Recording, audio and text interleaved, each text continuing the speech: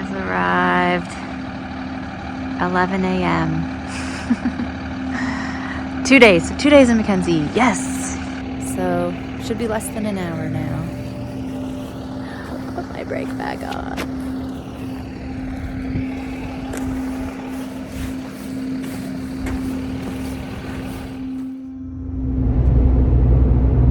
Back on the road.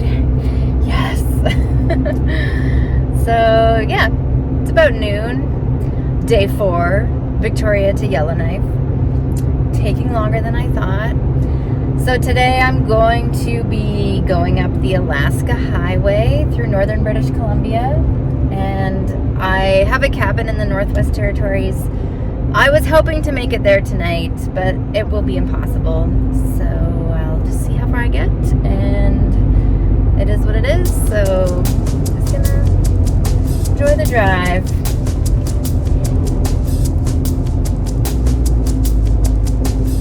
Beautiful autumn colors. Which beautiful autumn colors means chilly nights. It was 10 degrees in the camper this morning. But I just turned on the propane stove and let it burn for about an hour. And it warmed up. Use a bit of propane, stay warm. It's all good.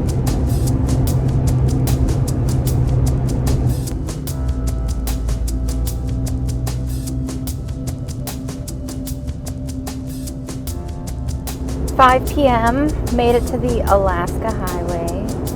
Had to stop for a work meeting partway on the drive. That's the one downside to a Starlink. Can't get away from work.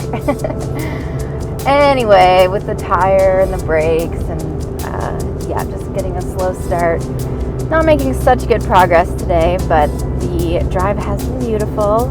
Took a little back route that was a lot of hills, so not great for like towing, but man, beautiful for sure. It was like the Peace River Valley, north of Chetwynd, BC.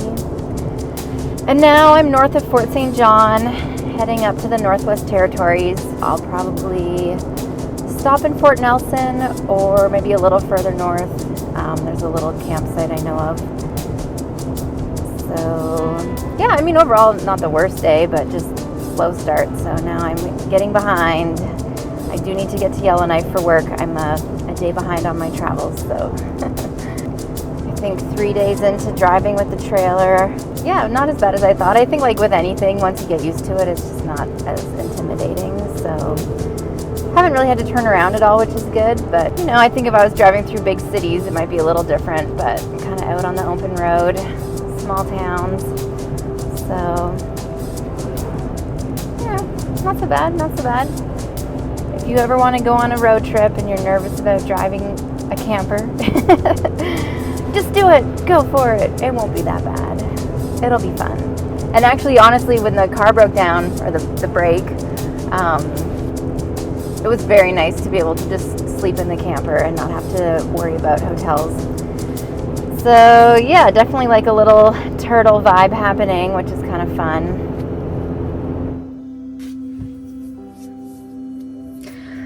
Just checking in. It's midnight, but I did cross a time zone. It's I guess 11 BC time.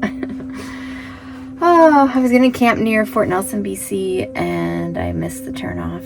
And it was a very narrow little highway, so I just decided to drive all the way to the NWT border. And I'm really in the middle of nowhere, so I put the Starlink on because I can hear animals outside. But anyway, I'm only about maybe 40 kilometers from the community of Fort Liard. So, not that remote. There's just no cell service. Well, I mean, it's pretty remote, but there's a town close by. So yeah, just heating up water for no particular reason. To keep things warm. It was 9 degrees when I stopped, so I'm gonna put the camper up to about 20 and then go to bed and hopefully sleep through the night. But if not, I'll just relight the stove. It's all good. Long day. I'm tired. One more day on the road and I will be in Yellowknife. Good night. Good morning. Day 5 and the final day. I made it to the Northwest Territories. Camped at the roadside stop last night. Drove pretty late. There was a bear in the middle of the road and it was pitch black, but I stopped in time. And quite a few deer, the usual. But I was going to camp much closer to Fort Nelson and I missed the turnoff. And it was just impossible to turn the camper around because the highway was narrow and there was no shoulder, no way to turn around. And I tried backing up and the trailer went sideways. It was comical in a dark, spooky kind of way. Very nice bathrooms here, I have to say. Very modern architecture.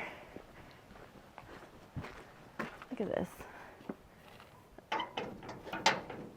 I mean, you have to be strong if you want to go pee here, but there we go. So unfortunately right now my mic cut out and I had no idea, but I'll just tell you what's going on here.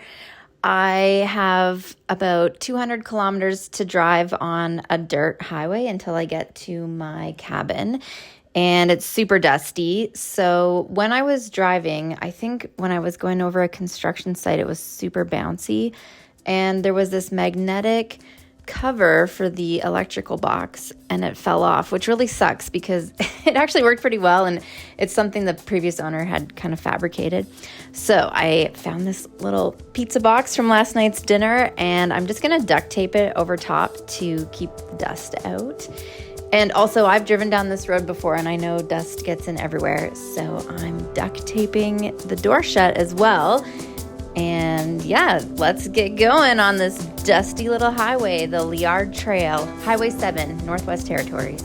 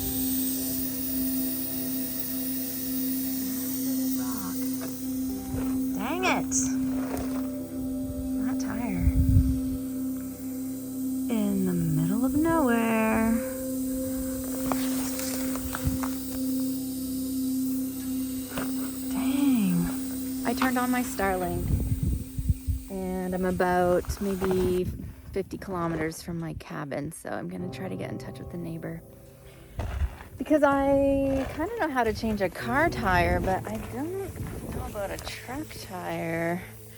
Yeah, kind of big. Anyway, we'll see if I can get some help over here.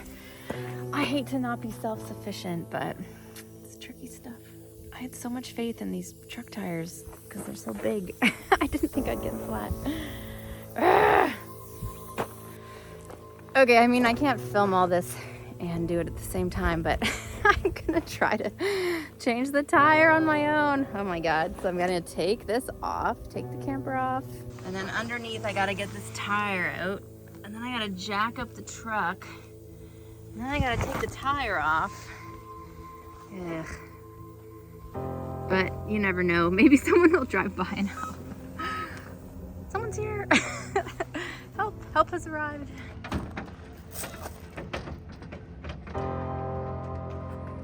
Well, that was quick. Only took about 20 minutes. Just need the kindness of strangers. All right, 50K to go and I'm at my destination for the camper. All right, hitting the road, all packed up, trailers or campers back on. I feel like this road eats tires, so I'm getting a little nervous, but 50K. I just need to make it 50 kilometers. Pray for me. Pray for us.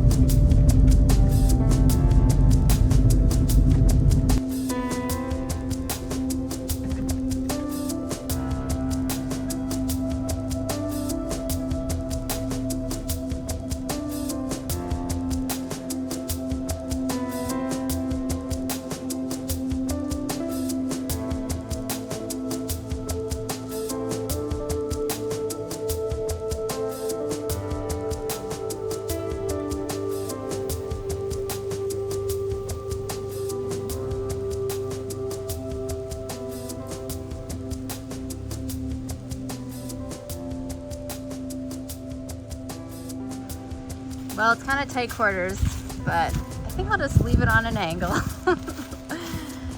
It's like my little guest cabin. Primary residence, guest cabin. We're about the same size. My tiny little trapper's cabin. That is for another video, another day.